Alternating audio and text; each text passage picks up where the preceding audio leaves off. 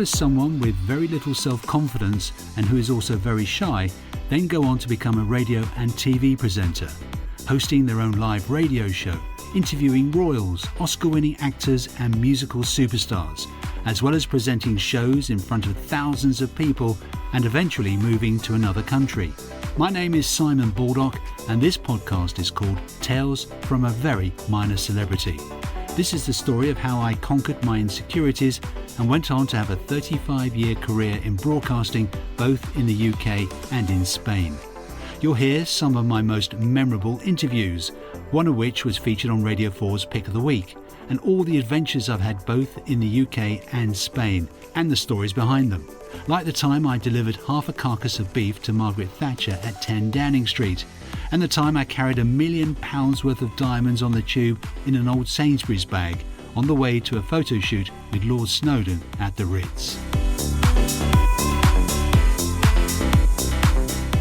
This week's episode is called What's Cooking and features two TV celebrity cooks, the late Keith Floyd and the queen of cooking herself, Delia Smith. And also a lovely interview with a group of juniors in their school cooking club when they were making brioche, which gets very messy. Now, growing up, I was very lucky to travel quite a lot to a number of foreign countries on family holidays. Whilst there, the parents were always very keen that we tried local cuisine, so I became quite knowledgeable about different types of food and wasn't afraid to try new dishes. Everything from fondue to frog's legs, in fact. When I left school, I had very few qualifications to my name, so I decided that I would try and find out a little bit more about the food I was eating and how it was made by going to college to try and carve out a career in catering. As my father said to me, "You'll never be out of work, people will always need to eat." So off I went to Weybridge College and turned up at my first lesson in my brand new chef's whites and starched chef's hat and a brand new set of Sabatier kitchen knives. I looked and felt great. 6 hours later though, after my first lesson, my chef's whites were covered in a large variety of stains and my starched hat had lost all its stiffness and was laying over my sweaty face. It was a true baptism of fire, and already I was sure that I'd made a huge mistake. The City and Guilds course is designed to teach you all about the catering industry. It focuses on food and beverage service, front house, housekeeping and professional cookery. And it does, but this is the sharp end of the business. The hot, sweaty end of the industry, where you're working for people who are always angry and who shouted a lot and threw things at you with alarming regularity. We actually worked in the college's kitchens a lot, as well as the training kitchen, so right from the get-go we were cooking for real people. Well, students anyway. And we could poison and possibly kill them if we made a mistake. We also had a training restaurant in the college, which was much more enjoyable. OAPs would come in if they were brave enough, and for around £5 they would eat the food prepared by half the students, and then the other half of us would wait on them. Good deal for the old folk and good experience for us students. What they didn't know was that, being students, we sometimes had a little bit of fun at their expense. For example, it was not uncommon to play football with the bread rolls before they were put in the bread baskets on the table. One of the other things that we would often do was when crepe Suzette was on the menu, which was made in front of the customers and finished off by setting fire to a small measure of Grand Marnier. Well, that small measure would sometimes be doubled or even tripled, so instead of a nice little flame engulfing the freshly made crepes bubbling away in a sticky orange sauce, with the expectant OAP looking on with a suitably excited expression on their face, that little flame would be replaced by a quite impressive inferno, which would shoot straight into the air and replacing the aroma of caramelising orange sauce with the smell of burnt eyebrows of the customers if they were just that little bit too close to the crepe Suzette. Anyway, although I hated catering college, I actually passed my first year at Weybridge and then went on to do the second year in Chichester. Why Chichester? Well, I woke up one morning and found out that my parents had emigrated to Paris and that I would, for the very first time in my life, have to fend for myself and live in a hall of residence. More on that another day. When I was studying catering, there weren't really that many celebrity chefs around at the time. Not like nowadays when you can't turn on the telly without seeing one on your screens in the countless food-based programmes we have to endure these days. But one of the first that came to my attention was the late Keith Floyd. He was a British celebrity cook, restaurateur, television personality and gastronaut who hosted cooking programmes for the BBC and published many books combining cookery and travel. On television, his eccentric style of presentation, usually drinking wine as he cooked and talking to his crew, endeared him to millions of viewers worldwide. He died at the age of 65 in 2009, and I met him in around 2001 when he was promoting his latest programme, Floyd's India. Just tell us about, the actual filming process and cooking in India. Well, first of all, you tend to start at about 4 o'clock in the morning because you're quite a few people. We're about 14 or 15 people altogether, with loads of equipment to be packed, ice boxes to be filled with all the ingredients we need, because quite often we're travelling 3 or 4 hours to a location where there will be no shops, no nothing. One day when our really dodgy gas burner, we had a bit of a split pipe, and the pipe caught fire and was about to explode into a huge, virtually a bomb, and it would have taken out the entire village we were in, and us ourselves most likely.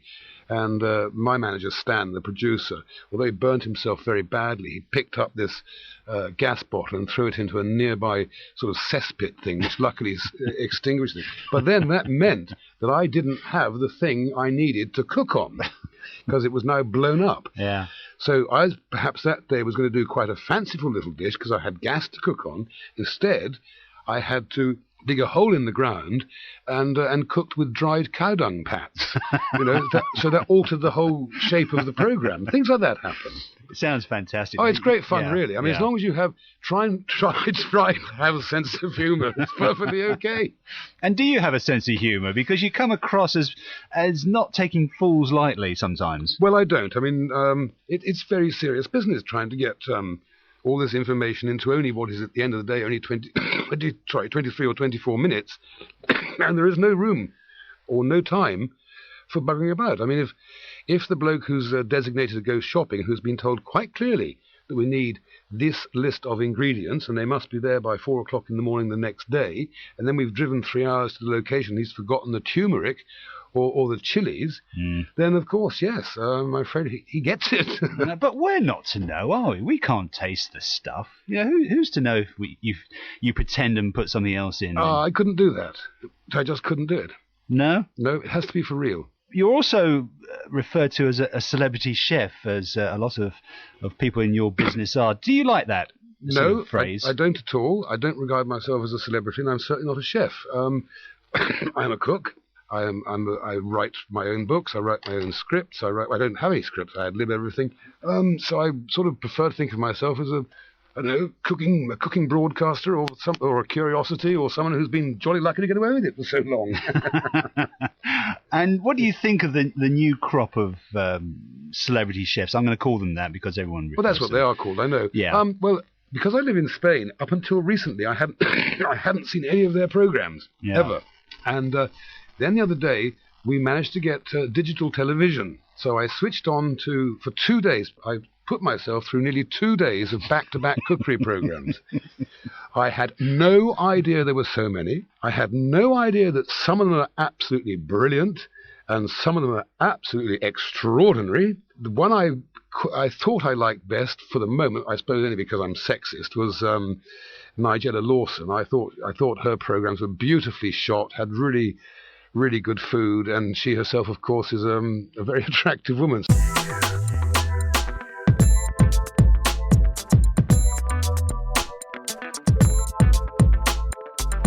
The late Keith Floyd.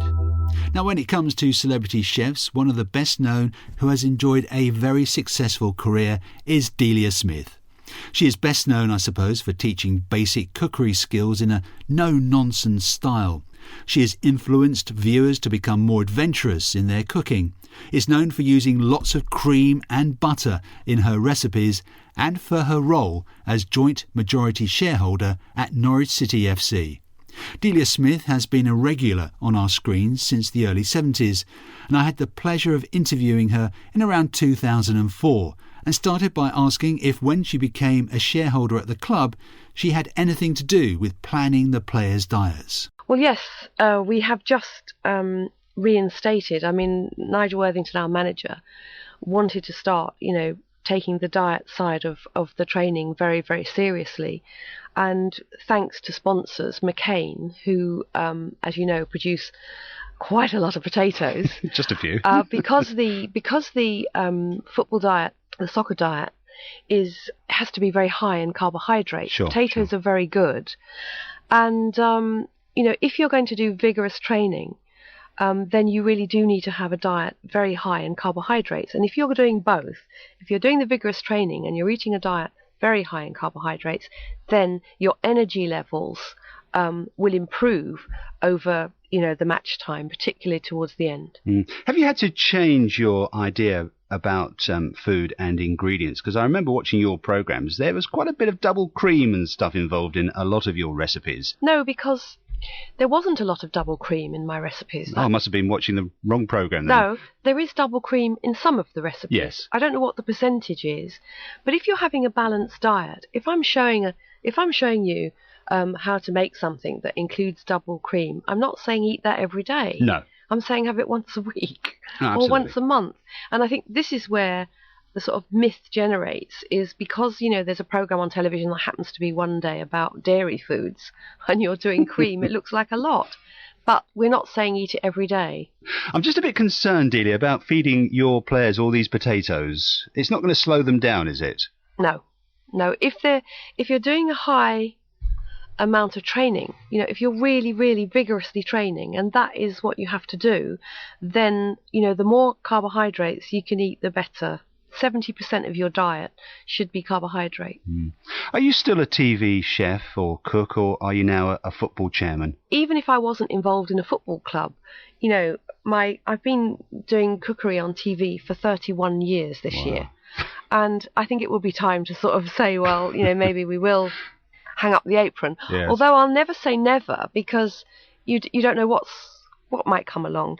But it would be a natural thing for me to be winding down now anyway. Yes. And the fact that I'm involved in a football club is just incidental to that, really. And what's it like when, because I've been fortunate to be in the Chelsea boardroom, on the day of the match, and all the other chairmen arrive and the directors and their sort of hangers-on. Do you like that sort of thing? Because you must be meeting some very, very famous people, so Alex Ferguson and people like that? Well, actually, no, you don't really get to see the managers. You get to see the board directors, but you don't really get to see the managers, or very rarely. But what do you talk about? Football, I suppose. Yeah, I think so. And sometimes I don't go to boardrooms. Sometimes I just sit with the supporters, because that's sometimes, good fun as well. But you are the face of Norwich City, aren't you? A bit like Elton John was at Watford. Yes, I mean, that's because of the other side of my life, We're very happy, my husband and I are very happy. We're very happy to be involved.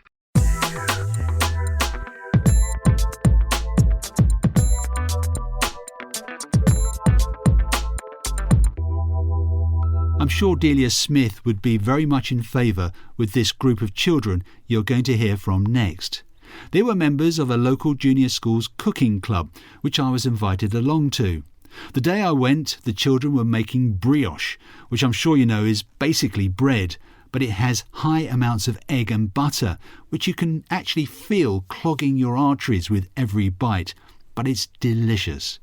What followed was a lovely and very funny interview with the children as they got down to the business of putting all the ingredients together. And brioche has a tendency, doesn't it, to break up a little bit? Yes, I can see it's going over the table a bit, isn't it? Is it supposed to do that? Yes. And just tell me about the cookery club. What's the most enjoyable thing about it? Just making things and breaking bits up. Yeah. And what have you done before? Can you remember what you've done in the club before? I've done mincemeat and apple crumble. And what's your favourite so far? Mincemeat. We have to mix together our milk, cream and eggs. And then we're going to tip that over our brioche. It's going to sink in and go all gooey. and then we're going to put it into the oven and cook it. And what will it come out like? Will it still be all runny and gooey when it comes out? No. What's going to happen to it when it comes out of the oven? Be hard. Right, Gold well done, star to Dylan. that man there. It's going to set, isn't it? And it's going to go a bit hard. So we put it in a liquid and it will come out harder. I'll let them carry on cooking because I actually thought that they had finished. It's going to turn into a much more complicated recipe than I thought. Oh, it's nearly eggs time. That's going to be exciting. What do you have to do with the eggs? Do they just go in whole like that? No. No? You have to crack them. You crack them? Yeah. Oh, The yolk and the white comes out. I didn't know that. I thought you just put them in whole. No wonder mine's been crunchy all these years. If you both all an egg. Oh, here we go. Have you cracked an egg before? Yeah. Yeah. Yeah? Oh, go on, show me how to do it then. I'm here to share. Oh, well done. One-handed.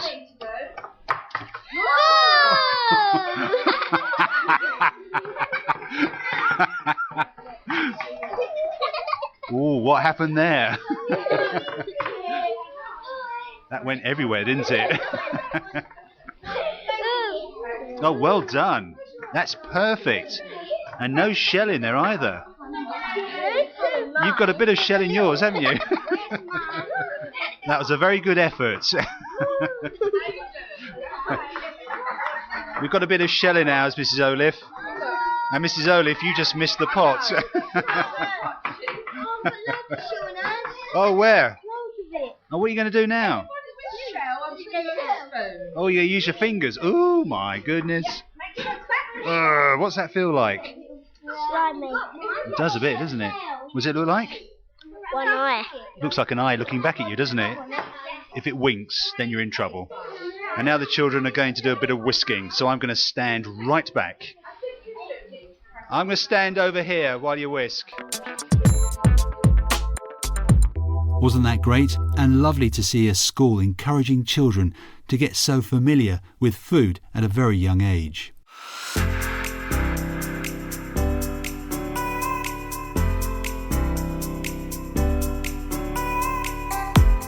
And that's this week's podcast. Thank you very much for listening. And if you're enjoying the series, please do tell your friends and family. Now, next week, I'm going to tell you about one of the best weeks of my life. It was 1982, and I was lucky enough to be invited on a trip to Spain to watch a World Cup semi-final, World Cup final, and if that wasn't good enough, I also saw the Rolling Stones in concert as well.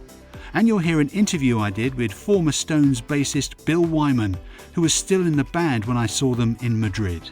And he had some rather interesting things to say about some of the other bands who were around at the same time when they first started back in the early 60s. The bands we didn't like are easy to remember. Freddie and the Dreamers, Dave Clark 5, Herman's Hermits. All those kind of, they were horrible. You know, they just didn't cut it on stage. They were a load of wimps and wallies. You know, they really were not what you'd call quality at all. That's next week in Tales from a Very Minor Celebrity.